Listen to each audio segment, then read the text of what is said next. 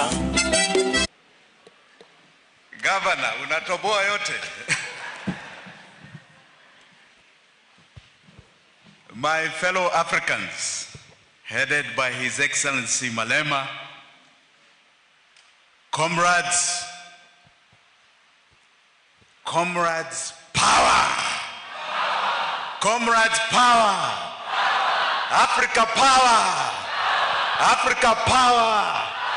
Africa, hoye! Africa, hoye! Let us be proud of who we are. Give yourselves a clap. Mine will be very brief today. I had thought of saying so much. I had thought of writing a speech because this is an amazing forum we are at today, graced by one of our greatest Pan-Africanists, Julius Malema. Before I go to my speech, I want to say, Honorable Malema, you're a younger democracy than Kenya. But we have watched the democracy you have punctuated in South Africa. We have watched your vigorous party shake a whole government to its knees in the great house of the South African Parliament. Sometimes when I think backwards, I think when we did the new constitution, we should have had the president coming to Parliament. Don't you agree? I think we would have criticized and put him in a situation like we have seen in South Africa. We appreciate what you've done for party democracy. We wish you the very best in the next election. Give Malema a big clap. Now, Pan-Africanism is an ideology. An ideology, especially you young people, must start embracing if you have not embraced it yet. It is a spirit of brotherhood. A brotherhood of everyone of African descent, here and outside the continent of Africa. And this brotherhood recognizes our diverse culture, traditions, languages, and its strength and richnesses. It is rich, so rich that the colonialist came over 100 years ago, 1890, to take it away from us. They came here to ensure that they stop fighting in their own lands. In their own lands. And they came for the scramble of this great continent. They came for our resources. But they took the time. They took the time to study us. They took the time to define us. They took the time to create borders between us. They created countries. They created districts. They governed us. They're the ones who defined the Bantu and the Nilotes. That was not our definition. We now have a new resurgence. And that new resurgence must recognize the direction we have to go. We don't criticize our colonialists. In fact, they had a plan for themselves. So good luck. We must now start talking about our own plan for the greatness of this continent. We must talk about our greatness and our domination of the world. And we can't do so when we have been defined by others. We can only do so when we define ourselves. We are not going to be defined as the dark continent. We refuse to be defined as the poverty-stricken continent. We refuse to be defined as the continent that is full of corruption and disease and illiteracy. We refuse. We refuse. We are going to go forward on the basis of our strengths. And they are known. They are known. If you look at the map of the world, Africa is depicted as a small continent. Land mass itself is 30 million kilometers. It can fit the whole of Europe and the whole of America in it and still have another 10 million square kilometers. We must be very clear. With all the resources we have, 30% conservatively, it is estimated, of mineral resources in the world. 60% of solar power. Half of titanium. We go on and on. But the richest is the people. We have 1.4 billion Africans. That is a power that is a fifth of the world's population. And it is a young population. All of you I'm seeing back there. 77% of us are you, under 35. You are tomorrow's producers. You are tomorrow's consumers. The rest of the world is shrinking. We are growing. Recognize your power from here going forward.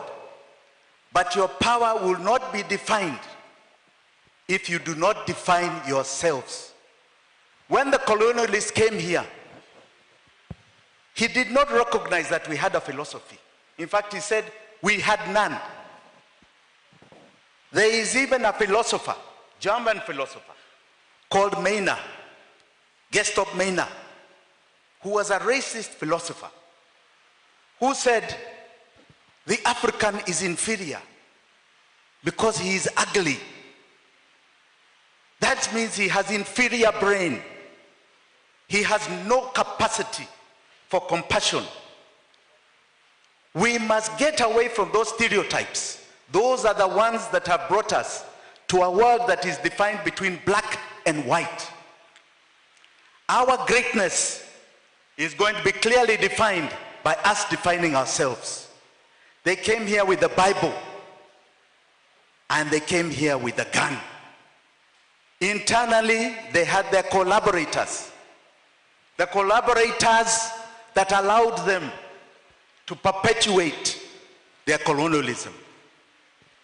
That colonialism is still here today. We had our freedom fighters who fought the first fight, which was our independence. And here I would like to recognize that, Wanamalamba, if you did not know, out of the 500 million people of the British Empire that were conquered, only Kenya gave them an armed struggle for independence. Give ourselves a clap. And that armed struggle in Kenya cost a community here 200,000 lives, conservatively put, because records were not known. It was genocide. It cost community here a mass detention camps, like you saw in the Nazi camps. Entire communities of this country, in central Kenya specifically, were put under detention, like the Nazi prison camps. The other day we had a king here who colonized us. And we appreciate.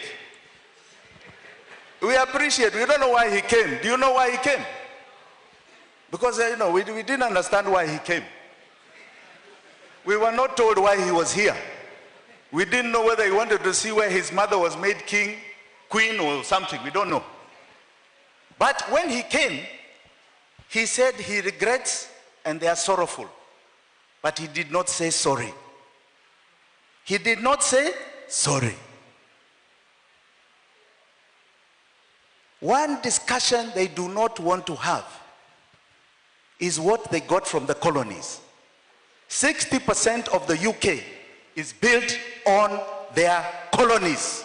Their GDP is built on the colonies. And the greatest fear they have is the question of reparations.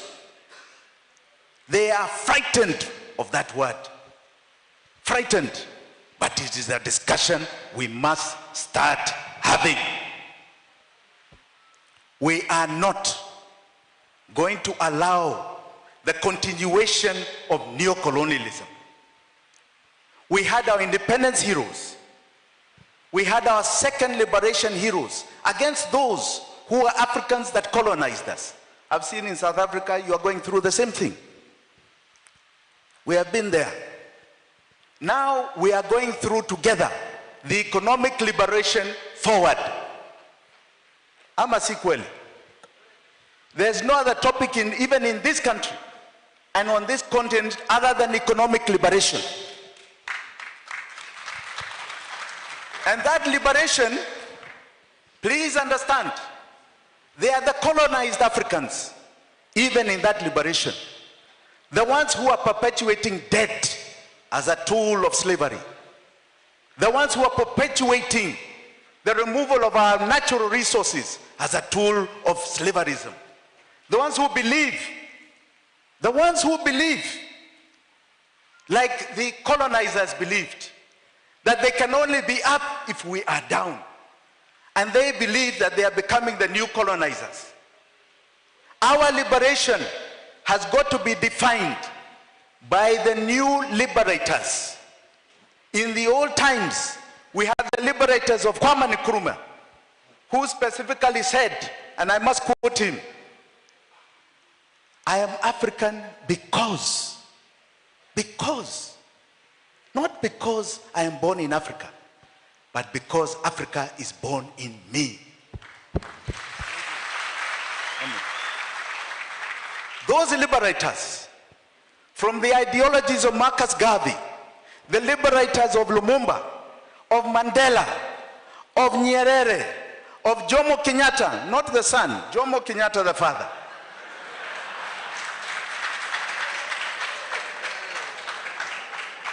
Those liberators must be recognized.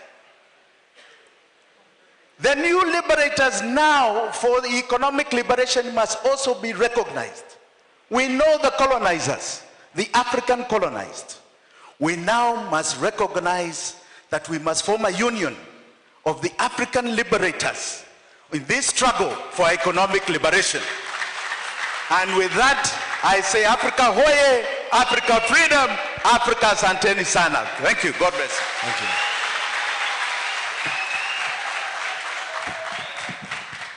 For a moment, you became the guest speaker. Professor Kibwana, please come.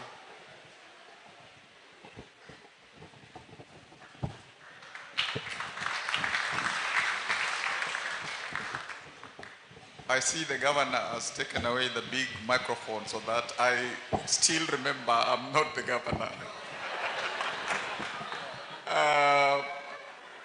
Comrade Julius Malema, Commander-in-Chief, Patrick Lumumba, Professor,